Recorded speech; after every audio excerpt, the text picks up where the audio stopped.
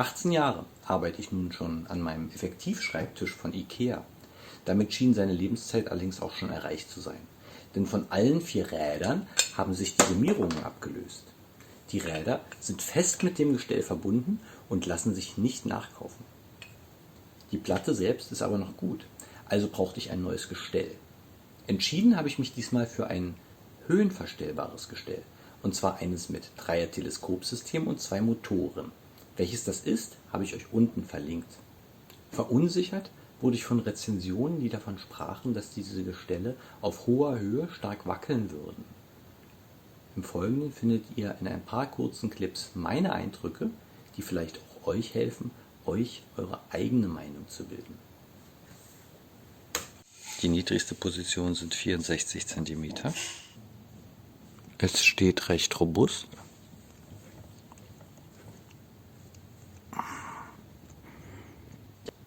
Und lässt sich recht ruhig hochfahren.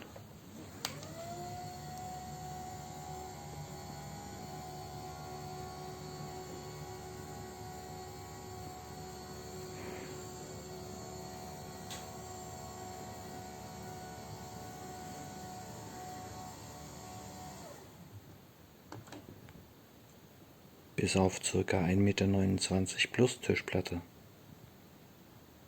Auch in der oberen Position wackelt er kaum.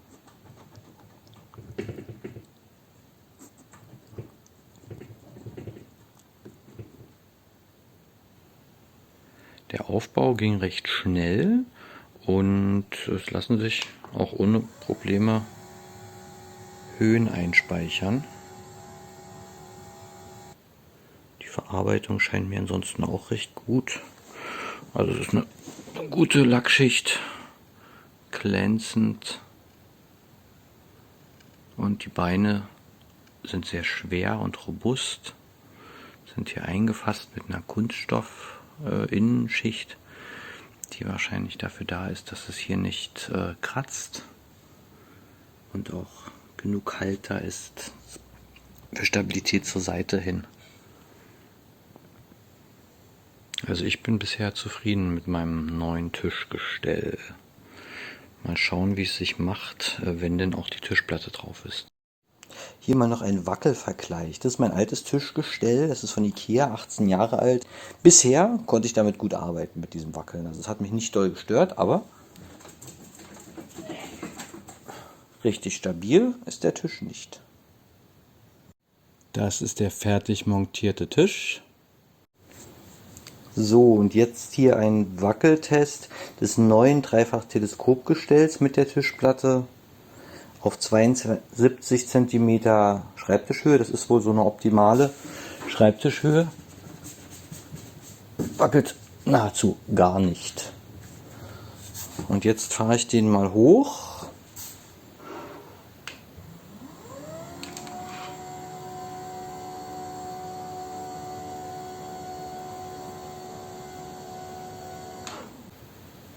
Jetzt habe ich den Tisch hier auf einer Höhe von 1,11 Meter.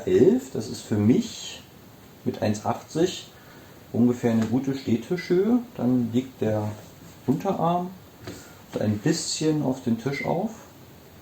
Und wenn ich jetzt wackele, stabil. Also mein bisheriger Schreibtisch war in der Position unten wesentlich wackeliger als dieser Tisch.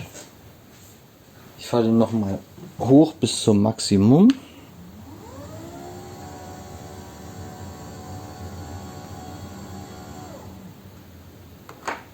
Und wackel jetzt nochmal.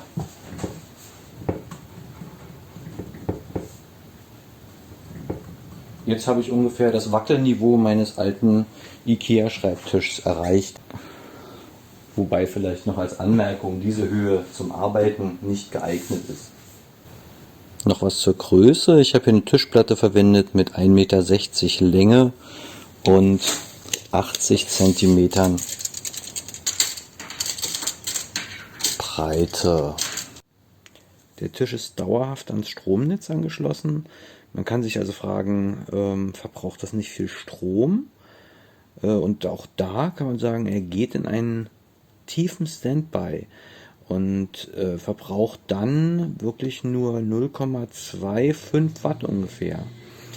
Das sind also im Jahr ungefähr gute 2 Kilowattstunden, also ungefähr 60 Cent Strom im Jahr bei 30 Cent die Kilowattstunde. Wenn er fährt, dann ist das höher, dann sind es ungefähr 30 Watt. Ich kann das jetzt ja mal machen hier. So 36 Watt, oh, sogar 142. Aber das sind ja immer nur ein paar Sekunden. Er geht dann gleich wieder runter, wenn das Display aus ist.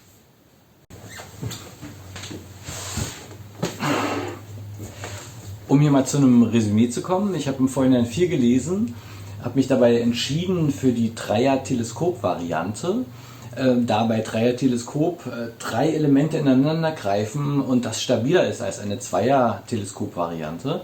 Außerdem wollte ich den Tisch mit 2 Motoren haben, da man da diese Motoren flach liegend hat. Bei einem Motor ist das immer so ein hängender, flaschenartiger Motor, der noch mit einer Stange mit den 2 Beinen verbunden ist.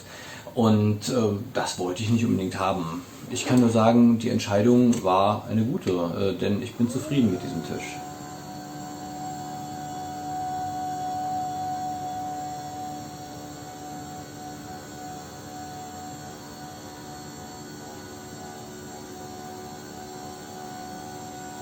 Jetzt hier nochmal ein Wackeltest mit 84 Kilo drauf. Also alles andere als bedenklich.